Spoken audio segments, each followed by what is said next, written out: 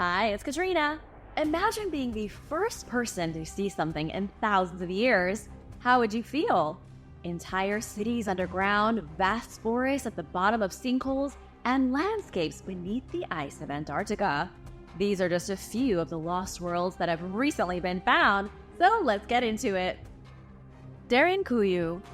What do you think is the craziest thing a person can find while renovating their house? Maybe a secret room? We have all seen at least one movie where the main character finds some hidden door that leads them on a wild adventure. But what if instead of just one room, it was a whole labyrinth network of tunnels? And those tunnels were all part of a vast underground city that was once inhabited by a bunch of cave dwellers. Well, that's essentially how the city of Derinkuyu was found.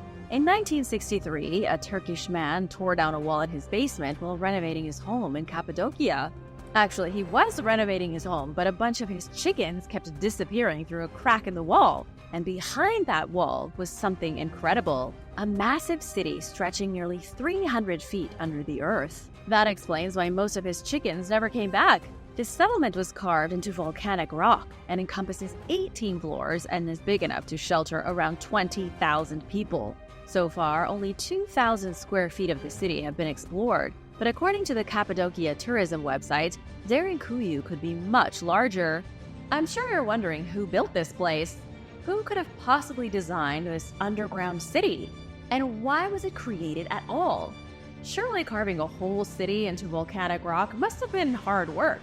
So the builders must have had a very good reason. Unfortunately, though, the truth about Derinkuyu is shrouded in mystery. Nobody knows for sure who built the city, and for now, there are only theories. The Turkish Department of Culture believes that the city was established about 2,800 years ago by a group known as the Phrygians. The Phrygians were Indo-Europeans from the Iron Age. They were one of Anatolia's most renowned early empires, and they were well known for their impressive architectural skill. Other theories, however, claim that Derinkuyu was actually built by the Hittites in the 15th century BC. They supposedly constructed the underground city in order to escape their enemies, the Phrygians. This entire area of Turkey is famous for its underground homes carved out of the rock, and people have been doing it for thousands of years, so it's hard to tell who started doing it in the first place. The last theory is the most outrageous by far, although you might think it's fascinating to think about. Some people believe that Derinkuyu was formed around the same time as Göbekli Tepe, about 14,500 years ago. During the Younger Dryas, when a comet broke up within Earth's atmosphere, the sun was likely blocked out for months due to the soot and dust it expelled. This event eventually led the world into an ice age. And in order to stay alive, humans started living underground to avoid the frigid temperatures on the surface. It might be a little far-fetched, but humans are fighters. Don't you think our ancient ancestors would have done anything to survive? Again, nobody knows the truth here, but that's part of the fun. Without definitive answers, all sorts of theories can emerge, and it's up to you to decide which one you want to believe. So, what else can I tell you about Derinkuyu? Well, each layer of the city was meticulously planned out, with each one having a specific use in mind. The upper levels held livestock, which was a genius move. If the animals were kept on the lower levels, the whole place would have smelled like manure all the time. Long shafts reaching every floor of the city were used to disperse water and fresh air. Having the animals near the top kept the stench to a minimum, and also helped keep the city warm during the winter months. The inner layers of Derinkuyu held numerous amenities like homes, schools, cellars, a winery, and other social areas. The underground city wasn't just designed for temporary habitation. Those who lived within its tunnels were ready and willing to spend months, maybe even years, underground. But the city wasn't perfect, of course. It lacked a functioning plumbing system. So many of Derinkuyu's inhabitants were forced to relieve themselves in clay jars. Being underground also made it rather difficult to grow crops. It's almost impossible to grow anything without sunlight. Today, Derinkuyu is one of Cappadocia's most popular tourist attractions. But until 1963, the city was just a lost world waiting to be found. Would you like to explore this underground city? Is that on your bucket list? Let me know in the comments. The land beyond the poles. Let's travel to the north of the globe. I want to mention the mysterious land beyond the North Pole mentioned by General Richard E. Byrd in his personal diary. He recorded this controversial discovery between February and March of 1947. His story, if true, is one of the craziest tales ever told. Richard E. Byrd was an American naval officer and a pioneering aviator. He's known for being among the first to explore the world's poles, and of course for kicking off the unorthodox idea of a hollow Earth. He was a respected member of the military, and by all accounts, he had no reason to lie in his own personal diary. But for whatever reason, most people believe that what he wrote is nothing but a fairy tale. Now let's get into the details of the story. Byrd's flight to the North Pole began on February 19th at around 6 a.m. Everything seemed normal for a few hours, but then things started to get weird. According to his diary, his compasses began to wobble and spin at 9 a.m. He was no longer able to rely on his instruments to guide him. He was left to depend on the position of the sun in order to orient himself. Then his controls started acting up. They were slow to respond, or in his own words, they had a sluggish quality. Byrd noted that he was unsure of what was causing the disturbance. While this was all happening, Byrd began to notice what looked like mountains in the distance. As he got closer to them, he encountered strong turbulence. After passing over the mountains, he saw what appeared to be a valley with a river or stream running through the middle. He described how shocked he was to see a green valley, free of ice, covered in great forests. At about 10 a.m., Byrd dipped closer to the ground to get a better look at the valley. And that's when he saw it, a mammoth. Even at this time, mammoths were supposed to be extinct. I mean, it was right after World War II, so it's no wonder that not many people believed this account. After getting a better look at the animal with his binoculars, Byrd continued on his journey. But now his radio wasn't functioning. He and his crew were completely alone in one of the most treacherous places on Earth. His external temperature indicator read 74 degrees Fahrenheit as he passed over more rolling green hills. Then, he claimed to have spotted a city on the North Pole. And this is where things get truly bizarre. At around 11:30 a.m., Byrd lost all control of his aircraft, almost as if he was caught in an invisible grip. All of a sudden, his radio, which had recently stopped working, began to crackle. He heard a voice speaking English come through the speakers, but the voice he didn't recognize. He claimed that the voice welcomed him and told him that they would land his plane in exactly 7 minutes. Whoever was speaking then assured the admiral that he was in good hands. Like he was caught in a tractor beam of sorts, his aircraft slowly began descending toward the ground. Once safely on solid ground, he was then approached by several men. Byrd described them as being tall with blonde hair, and in the distance he could still make out the city, which he said was pulsating with rainbow hues of color. Everything else written about this encounter was documented after he returned home. He said that the mysterious city seemed to be made out of crystal. Later, Byrd was taken to meet with someone called the Master. This was presumably the leader of the place. The Master told Byrd that he allowed him to enter his city because he was of noble character and was well known on the surface world. The man then explained to the admiral that he was no longer on the surface of the planet. He was in the domain of the Ariani, the inner world of Earth. The Master asked Byrd to deliver a message. It was one of peace and warning. He mentioned the tragedies that came from the creation of the atomic bomb and said that nothing good can ever come from war. Shortly after, Byrd was escorted out of the city and sent back to the surface with a story to tell. What do you think about this tale of the land beyond the poles? Let me know in the comments below. And now for a quick break, but first, it's shoutout time! I want to give a big thank you to Douglas Thompson and The Stormy for supporting this channel. Be sure to subscribe if you haven't already to join the Origins Explained family. The Hidden Forest. Sinkholes are absolutely terrifying, but they are also fascinating. A sinkhole is a hole in the ground that forms when the surface layer collapses or caves in. A cenote is a type of sinkhole that reveals groundwater underneath.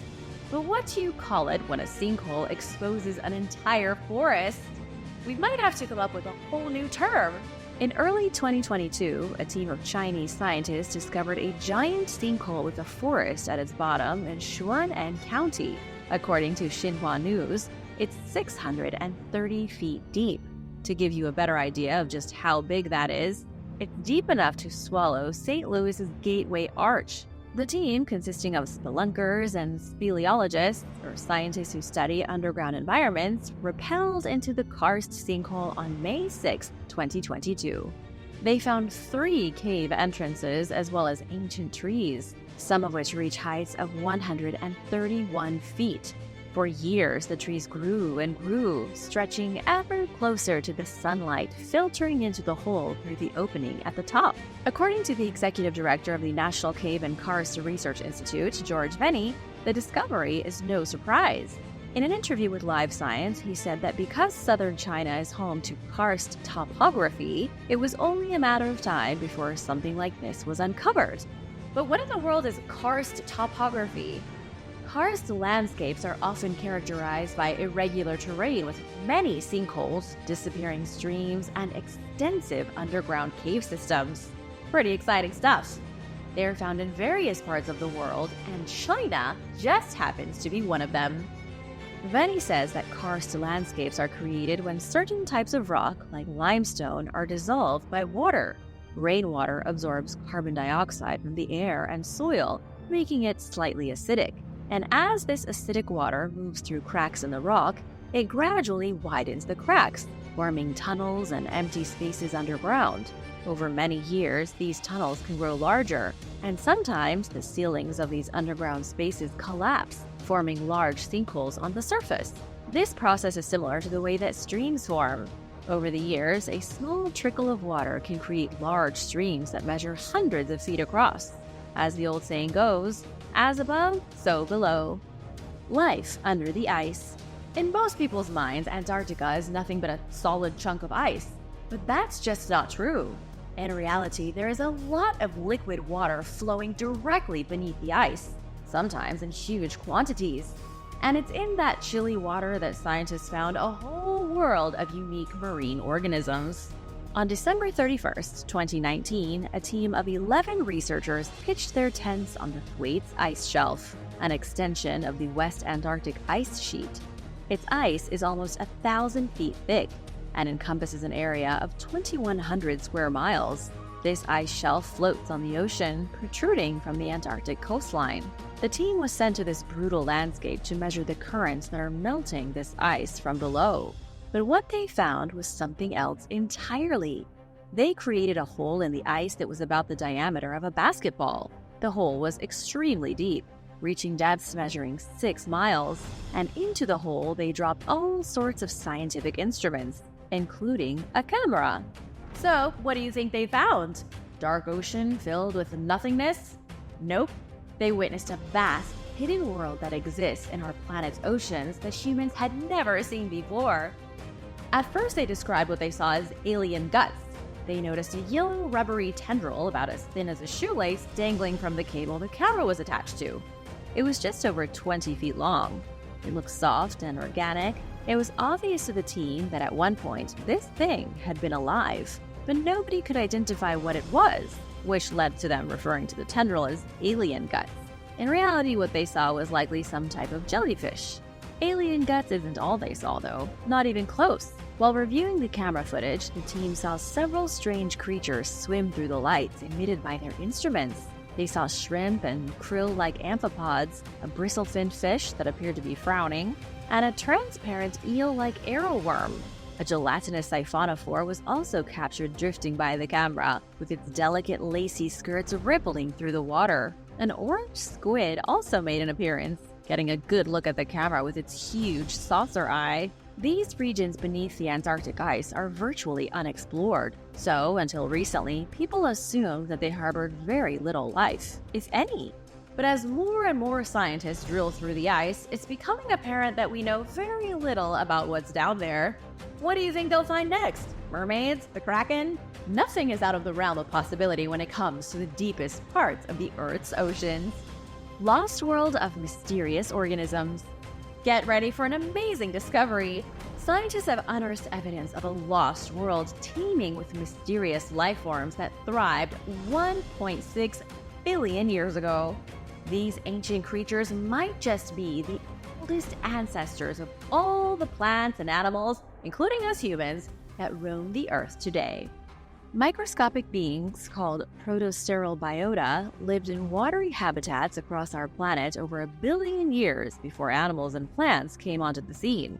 But here's the wild part. They've been hiding in the fossil record all this time, and nobody noticed them until recently. Benjamin Nettersheim, a geobiologist from the University of Bremen, revealed what his team found to Vice. He said that the team's findings confirm that most life that has ever existed on Earth is now extinct and is often overlooked. According to Nettersheim, these organisms could have played a monumental role in shaping the evolution of ecosystems and complex life throughout our planet's history. For decades, scientists have been on a quest to piece together the puzzle of early life on Earth. They've been digging into a period called Earth's Middle Age, which started about 1.7 billion years ago. But the process is challenging. The life forms back then were pretty basic, and finding ancient rocks from that era is like searching for a specific piece of trash in a landfill. But guess what? Nettersheim and his crew cracked the case. They discovered protosterols, early versions of steroids in rocks from Australia's Barney Creek Formation. And these rocks date back more than 1.6 billion years. These protosterols are like snapshots from a lost world of ancient creatures that once ruled the seas and lakes of our planet. These primordial steroids reveal the existence of early microscopic beings that may have been Earth's very first predators. They could be the direct ancestors or close cousins of modern-day eukaryotes, organisms made up of cells with a nucleus. And that includes us. Unfortunately, though, we can't know exactly what these ancient life forms look like based on their chemical remains alone, but we do know that they were masters of their environment during Earth's Middle Age, thriving in low oxygen settings that were common back then. This groundbreaking study could actually rewrite the history of life on Earth. And what's more important than that? Ancient lagoons. Scientists have just discovered a whole network of lagoons that are part of a hidden ecosystem. Within these lagoons, they found giant layered rocks known as stromatolites that form via photosynthesis of algae. And these stromatolites may just provide insight into the earliest forms of life that evolved on our planet. They may even give us clues as to how life could have evolved on Mars. According to NASA scientists, these stromatolites could be one of Earth's oldest ecosystems. These rocks contain the oldest fossil record of life on the planet from around 3.5 billion years ago. These hidden lagoons are located in Argentina. They allow researchers a view of life as it could have been on Earth all those years ago. From about 4.6 billion to 541 million years ago, during the Precambrian era of our planet, stromatolites were common and they spread all over the globe. But today, they are only found in a few places worldwide. Ancient stromatolites, however, like the ones in Argentina, are much larger than the ones we find on our planet now. They measure as high as 20 feet tall and between 16 and 22 feet wide. Newly discovered stromatolites aren't nearly as big, usually topping out at about 15 feet wide. It's a mystery as to how ancient stromatolites became so large. But Professor Brian Hynek from the University of Colorado Boulder has an idea. He believes that they were able to grow so big because their ecosystem had remained undisturbed for so long. And that makes a lot of sense when you think about it. Most trees, if left untouched, will continue to grow until they are eventually cut down. So why wouldn't it be the same for stromatolite? I know you're dying to hear how this discovery connects to life on Mars, so I won't keep you waiting any longer. According to Hynek, it's possible that these stromatolites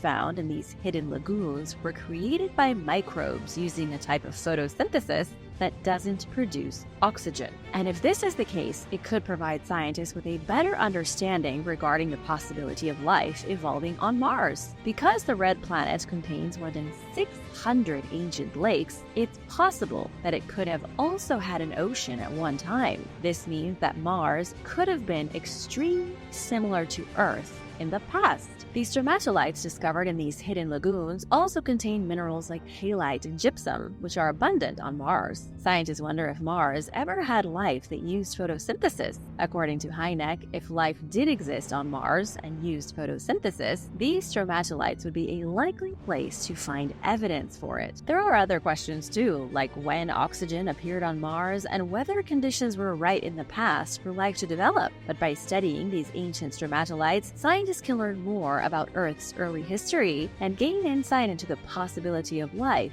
on other planets. Isn't that amazing? Antarctica's lost landscape. It might come as a surprise to hear that Antarctica wasn't always a frozen wasteland. For millions of years, the continent was warm. It was covered in vast forests. It was once a tropical paradise similar to Hawaii. These days, though, it's hard to picture the Antarctic landscape free of ice. And that's why it came as a huge surprise when scientists found hidden valleys and hills that were carved by ancient rivers, seemingly frozen in time. The discovery was just made in 2023. A team of British and American researchers found an area on the continent that had been untouched for over 34 million years. According to glaciologist Stuart Jameson, nobody had laid eyes on it before, and it had been hiding in plain sight. Using a technique known as radio echo sounding, a plane flying over Antarctica used radio waves to peek beneath the ice. Then, using existing satellite images of the surface, the team traced out ridges and valleys that are more than a mile underground. Combining the radio echo sounding data with the satellite images revealed what the landscape looked like millions of years ago. This was huge. After all, scientists know less about the land beneath the East Antarctic ice sheet than they do about the surface of Mars. Think about that for a moment. We understand another planet better than we do our own. The area stretches across 12,000 square miles. It was once home to lush green forests, and where there are forests, there are usually animals. But then the ice came along and ruined everything. It's difficult to determine the exact time when sunshine last touched this hidden world, but the team is confident that it has been at least 14 million years. Jameson, however, has a hunch that it was last exposed over 34 million years ago, when Antarctica started to freeze over. The authors of this study claim that global warming might pose a threat to their recently discovered landscape. They are now on a mission to determine the atmospheric conditions that prevailed between 14 and 34 million years ago, when the continent was 7 to 13 degrees warmer. The fact that this hidden world wasn't exposed after past warming events, like the Pliocene period 3 to 4.5 million years ago, gave the team some hope, but it's still unclear what the tipping point would be for a runaway reaction of melting. Mount Roraima. Almost everyone on the planet has seen the movie Avatar, or you've at least heard of it. It's about intelligent blue-skinned humanoids called the Na'vi who live on the planet Pandora. The planet is a paradise. Aside from some terrifying wildlife, Pandora even has floating mountains, something that, logically speaking, makes no sense. So how did the writers of Avatar come up with such a concept? Well, they were influenced by Mount Roraima in Venezuela. A series of plateaus within the rainforest of Venezuela sit over 9,000 feet above sea level. They reach a height of about 1,310 feet, towering over the surrounding terrain. From an aerial view, they look like islands in the sky, resting on fluffy clouds.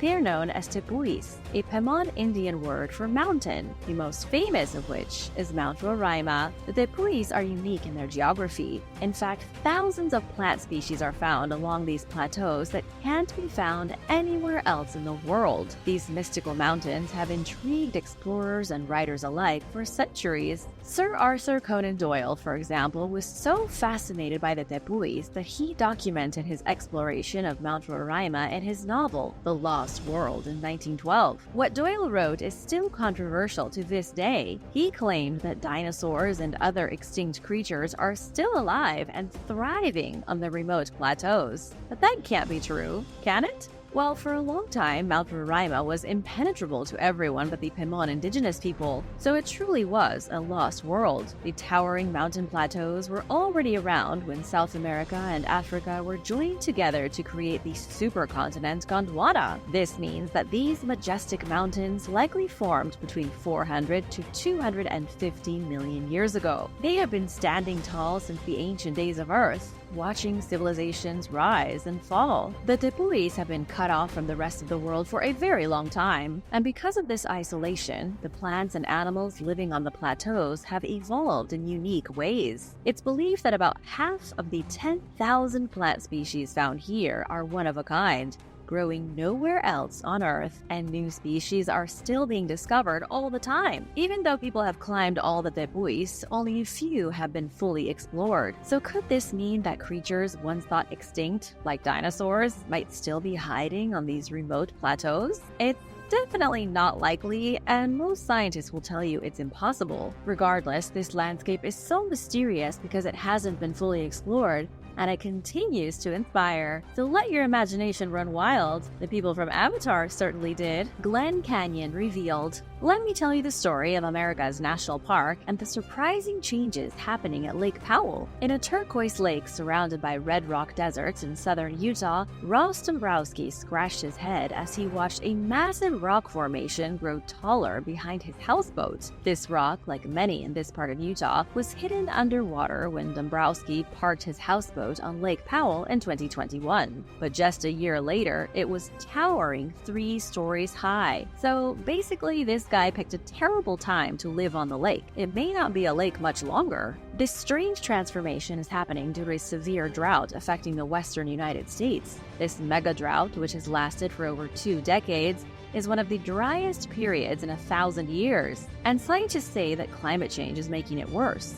As the lake shrinks, it's revealing hidden landscapes, sparking debates about water use and distribution in the arid West. Lake Powell is the 2nd largest reservoir in the United States, attracting millions of tourists every year. But with water levels at record lows, it's causing problems for tourism and uncovering long-lost rock formations. Some people see this as a chance to fix what environmentalist David Brower called America's most regrettable environmental mistake. The drought could return Glen Canyon, which was flooded to create the reservoir, to its former glory. Lake Powell and its downstream neighbor Lake Mead are only about 1/3 full. So what does this have to do with lost worlds? These lakes were made by us, but nature had other plans. Now, as Lake Powell's waters recede, slot canyons, grottos, and cliffs are re-emerging, along with native plants and wildlife. This unexpected recovery has sparked hope among conservationists who want to see Glen Canyon restored to how it used to be. Seeing Glen Canyon slowly reappear is a sign of hope. It's a reminder that nature can recover if given the chance. Pingtan Island. According to the South China Morning Post, Pingtan Island could be where one of the biggest sea journeys in human history began. Evidence of a civilization dating back 7,300 years was recently discovered on the island, and these people were extremely advanced for their time. In November of 2023, experts confirmed that roughly 3,000 to 7,500 years ago, Pingtan Island was home to Austronesian people. They did this through genetic testing on the human remains they discovered on the island.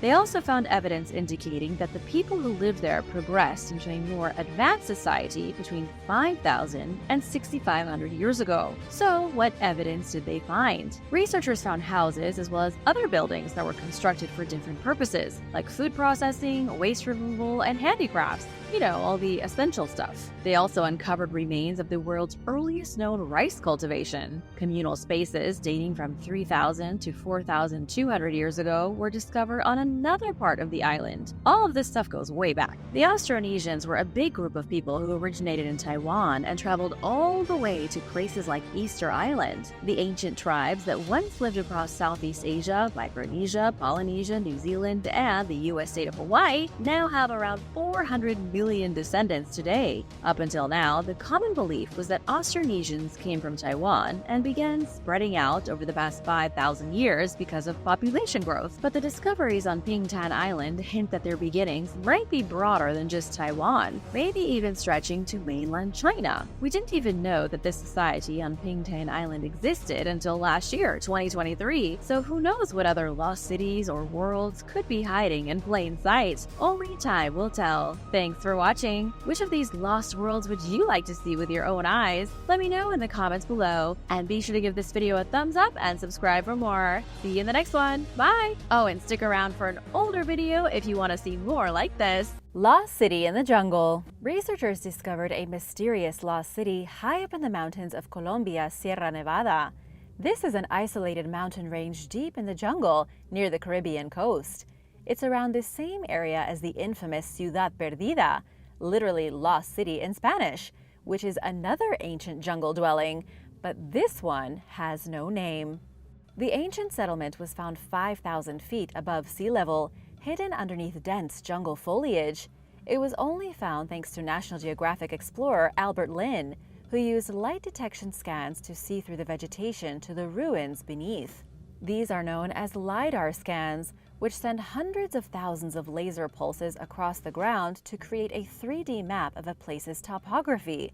This is what allows researchers to see man-made structures that would normally be invisible. It's now believed this city was founded around the year 800 AD, then abandoned a few centuries later when the Spanish arrived in South America. It was likely the mysterious civilization known as the Tairona who built this city.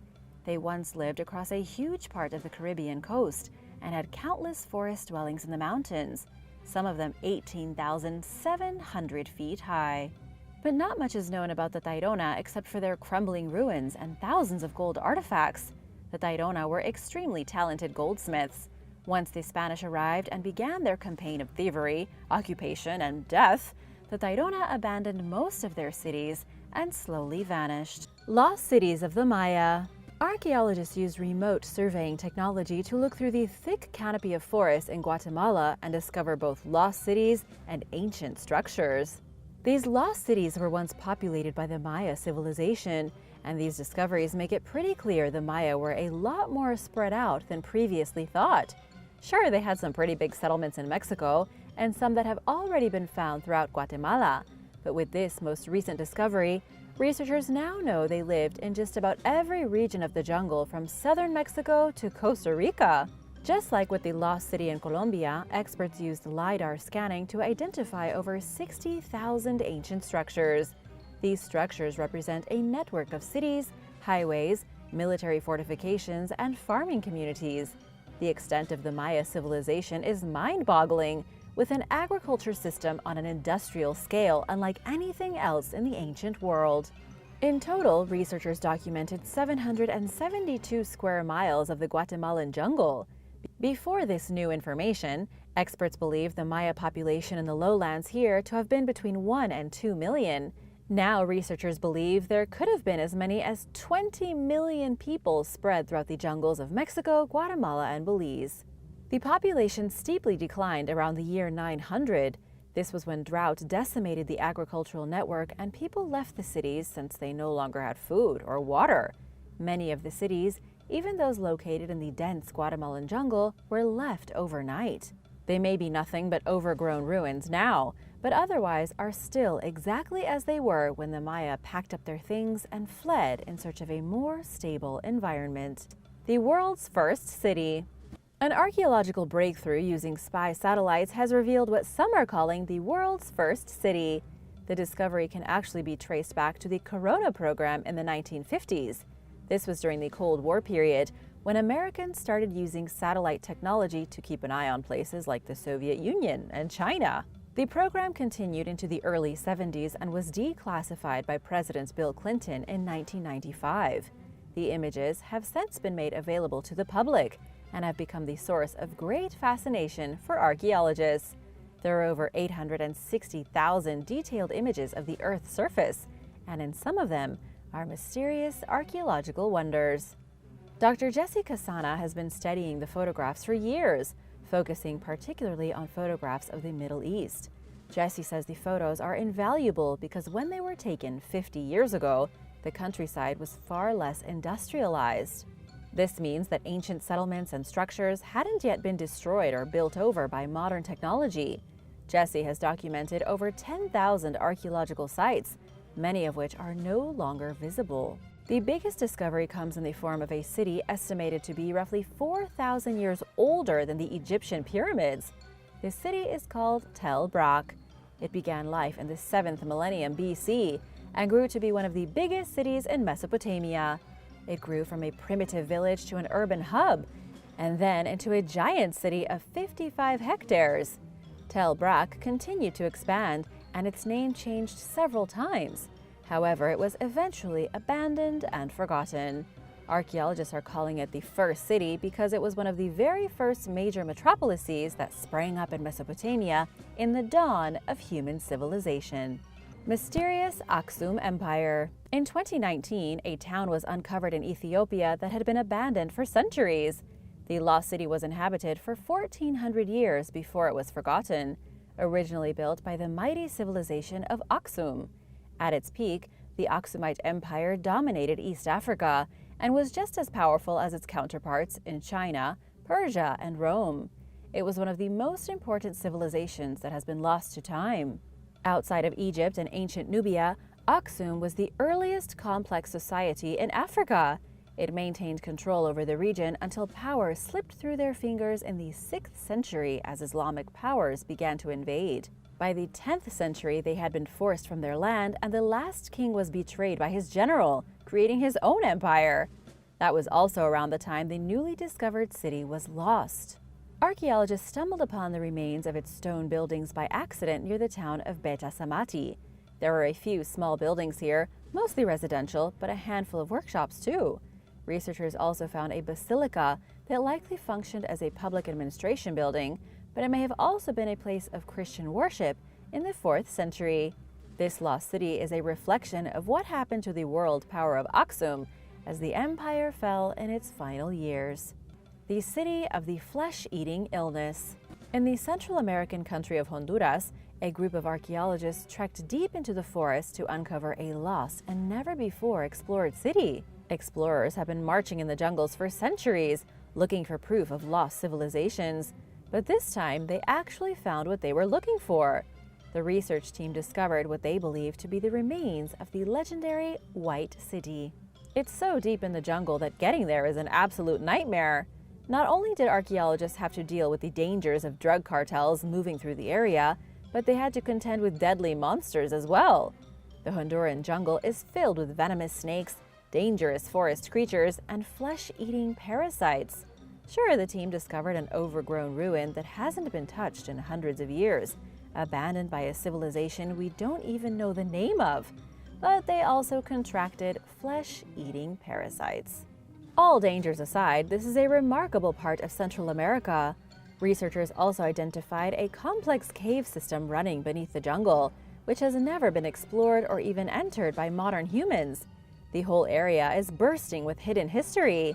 It's just so hard to reach that so far, archaeologists have only managed to visit a single site, and even then they almost died. Do you think it's worth being infected by flesh-eating parasites to discover an ancient lost city? Let me know your thoughts in the comments, and don't forget to subscribe if you haven't already for more videos like these. Dur Sharukin. Dur Sharukin can be found in modern Iraq, but was constructed long ago when this part of the world belonged to the Assyrian Empire. The city was commissioned during the reign of King Sargon II to be the greatest in the world. This was just shy of 3,000 years ago in 717 BC. The city grew to 1 square mile and was surrounded by a wall 45 feet thick and 40 feet tall. That's a pretty impressive wall even by today's standards. Plus, Sargon designed an amazing palace and a 4-tiered pyramid known as a ziggurat. But here's where the great Assyrian king failed majorly. Apparently, nobody liked his new city. He moved into his palace in the year 706 BC, only to die later that year during a military campaign. Almost immediately after his death, the people left the city en masse and it was abandoned. It was then lost to time until archaeologist Paul-Émile Botta discovered it in the shifting desert of Iraq in 1873. Lost Golden City.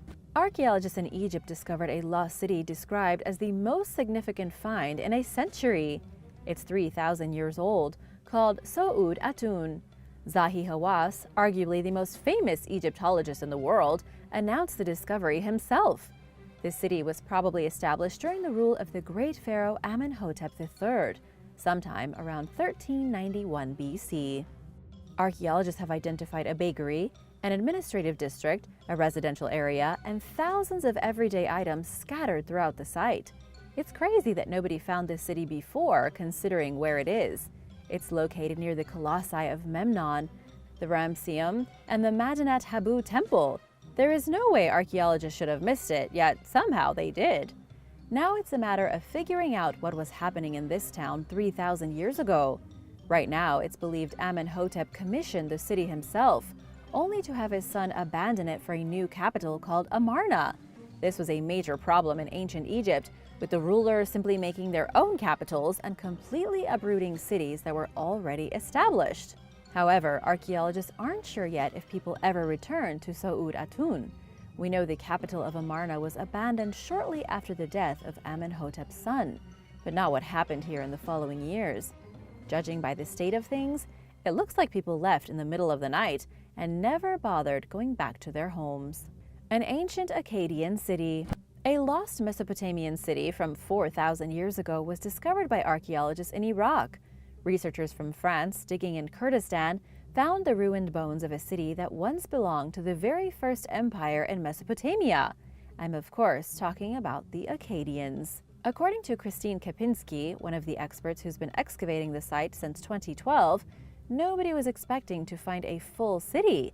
They were working at the Kunara site through 5 different excavations, researching things like farming, irrigation, and agriculture in ancient Mesopotamia. But then they began to find large stone foundations. The more they dug, the more they started to realize this was a city, not just a collection of random settlements. Researchers now know the ruins belong to an unknown metropolis, inhabited by mountain folk of the Akkadian Empire. That's the oldest empire in the entire world. Archaeologists even found clay tablets inscribed with cuneiform writing at the site, the oldest system of writing on the planet. It should be noted that the civilization of Sumer came before the Akkadians, but the Akkadians were the first actual empire. Sadly, the city has been very badly damaged. It's also covered in dirt and difficult to study. Archaeologists believe it was probably a prosperous city, thanks to the discovery of some rare stones like obsidian. But other than that, they know very little about this incredible find. Not even its name. The lost city of Kharon. The ancient city of Kharon has been called the Machu Picchu of Tajikistan. Looking at pictures, it's not hard to see why. The city was built high up in the mountains, and there is not much left today except stone ruins, and the landscape is almost identical to the Andes in Peru. Even though Tajikistan is in Central Asia and Peru is in South America, most people probably wouldn't be able to tell the difference between the two snapshots without additional information. At least not snapshots comparing the Andes Mountains to the Pamir Mountains. These mountains are so remote that the ancient city of Kharon remained lost until just a few years ago. The region has a population density of just 1 person for every square mile. There are no major roads here, and people live simple lives. This sparse population and humble lifestyle of the local people led to the ruins remaining forgotten until 2012. It was archaeologist Yusufsho Yukubov who first examined a strange structure of mud brick near the town of Kalai Kum. The fragments of brick turned out to be the only surviving pieces of an ancient Zoroastrian water temple. The water temple dates back to the 2nd millennium BC, when it was a feature of a hilltop city called Castle Kharon. Sadly, we don't know much about the city's history. We know the Pamir Mountains are dotted with similar ruins, though most have been destroyed due to natural erosion and disasters. Up to 10,000 people may have lived in Castle Kharon, members of a great mountain people who are long gone. Balasagun. The modern nation of Kyrgyzstan was once one of the most important places in all the ancient world. It was a major stop on the legendary Silk Road, the trade network running from the Far East in China all the way to the Mediterranean. But not only were goods shipped along the route, so too were people of various cultures. It was a big time for the world, with humans learning more about other people living in faraway lands and the way they behaved. In any case, almost all archaeological sites in Kyrgyzstan can be connected to the Silk Road. One of these is the lost city of Balasagun, though it's not so lost anymore. The only remaining feature of the city is something called a minaret, a large tower about 75 feet tall. Not a single other piece of the city is still standing, and not even the full tower is left. The city of Balasagun was founded 1,000 years ago by a group of people known as the Black Khans, or the Karakhanids. They ruled a vast empire from the border of China to the Aral Sea, and Balasagun was their capital. But in 1218, the Mongol horde showed up and destroyed everything. The Black Khans were defeated, and their city was left in disrepair. By the 14th century, just about 100 years later, the city was damaged even further by an earthquake. With the Silk Road in shambles, there was no reason for people to return. There were no more caravans, the world was changing, and the only thing that remained as a reminder of the power of Balasagun was the Great Minaret. East Scotia Ridge, located roughly 800 miles east of South America's southernmost tip in an isolated region of the Southern Ocean, the East Scotia Ridge is home to hydrothermal vents which consistently heat the water, reaching temperatures as high as 700 degrees Fahrenheit.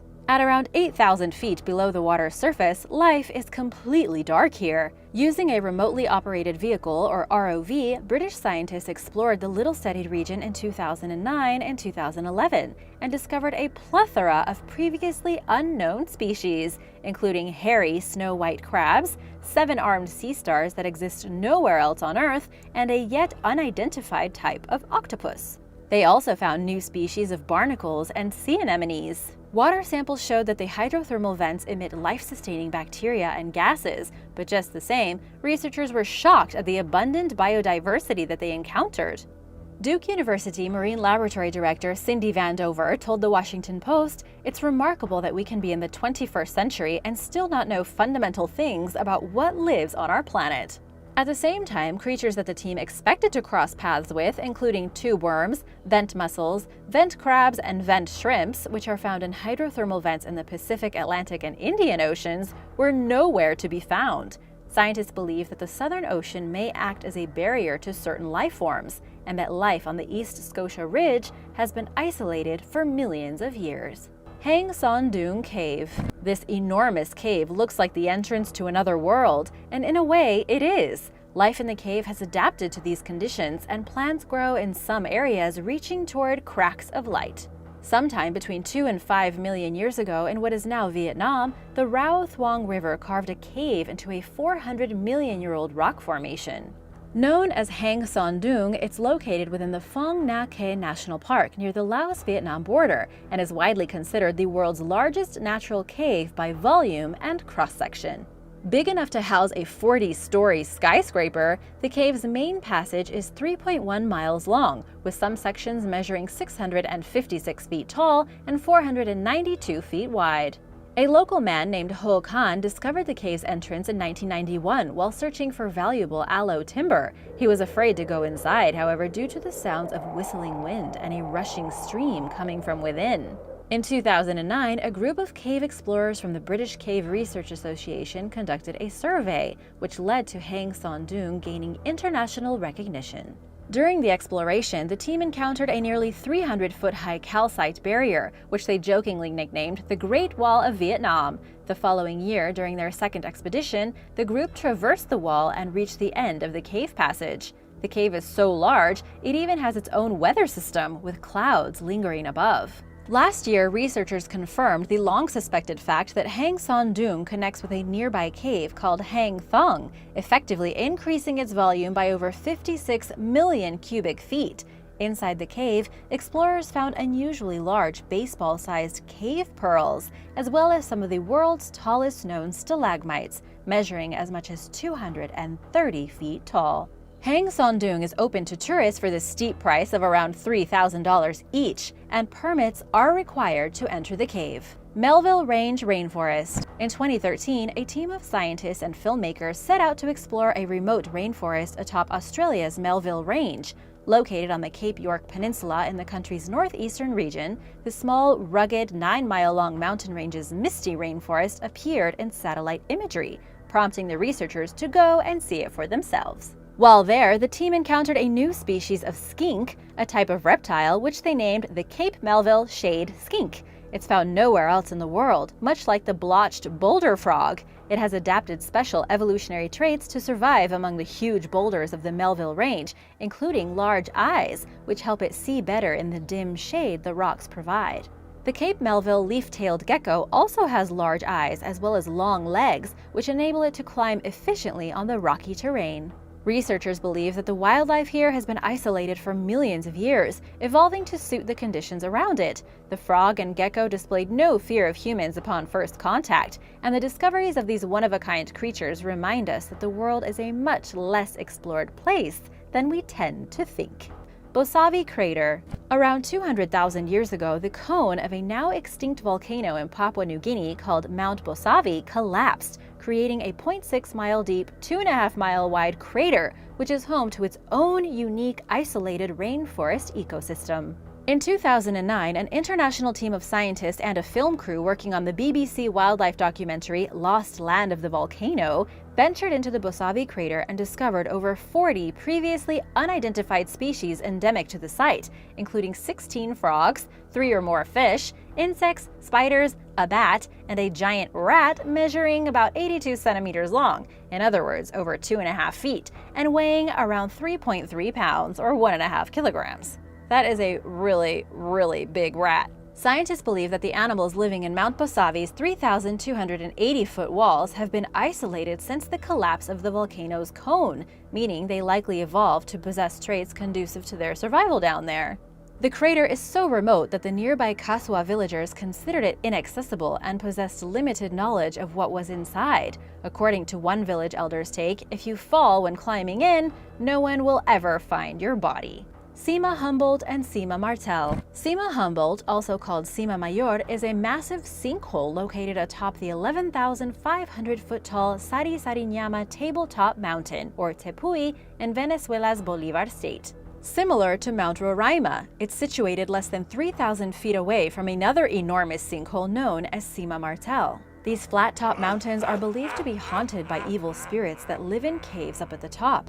Sometimes the evil spirit can be heard devouring human flesh, and then a spooky sound of sorry.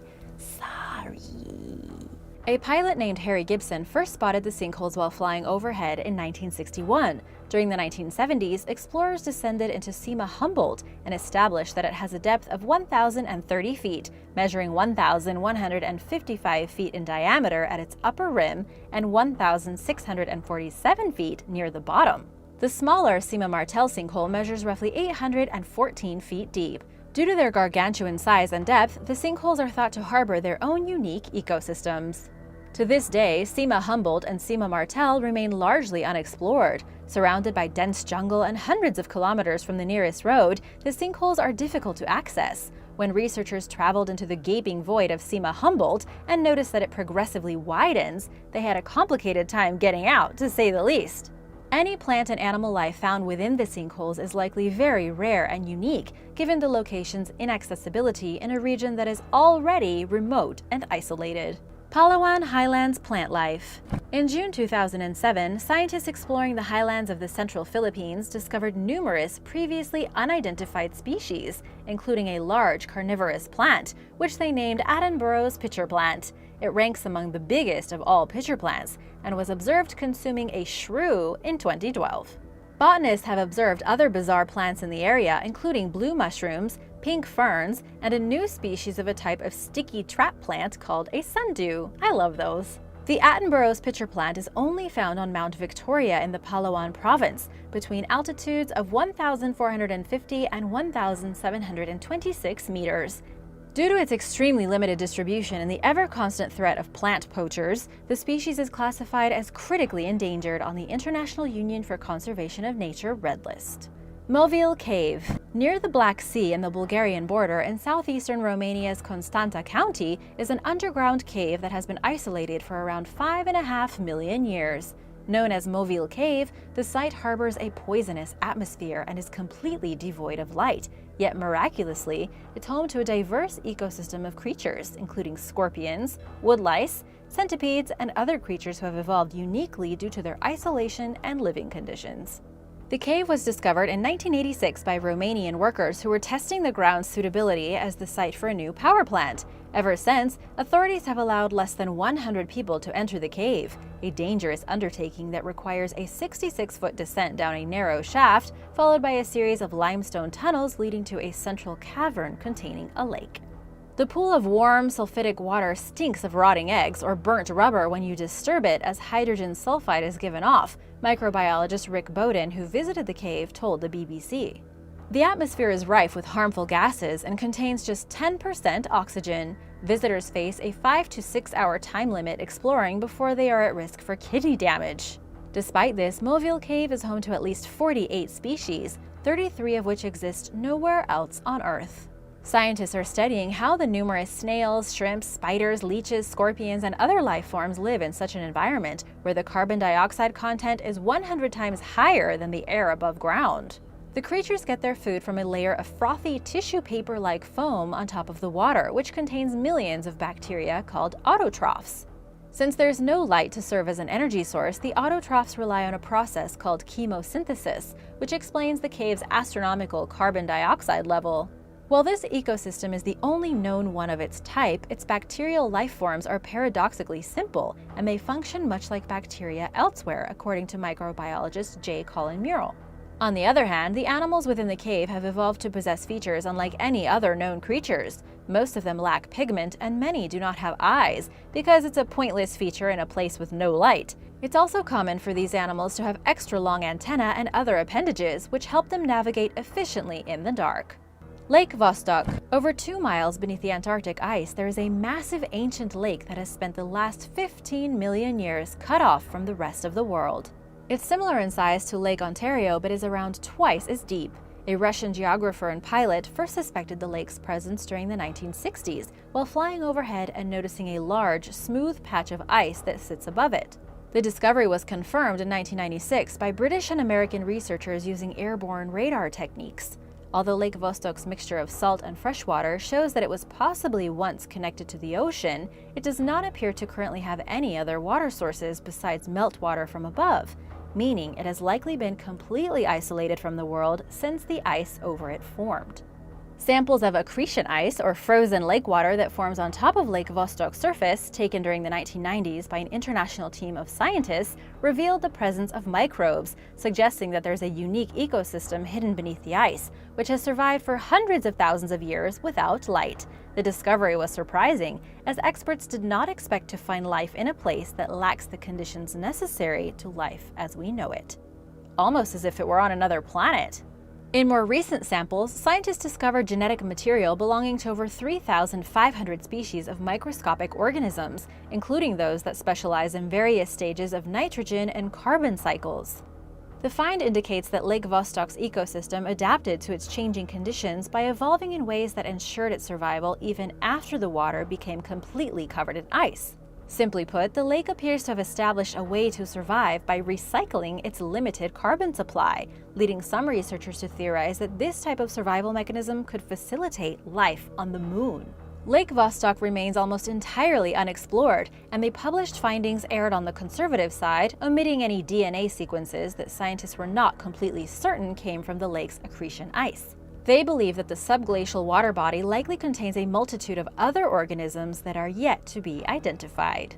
Thanks for watching! If you'd like to learn more about our fascinating world, let me know in the comments below, and remember to subscribe if you haven't already. See you soon! Bye!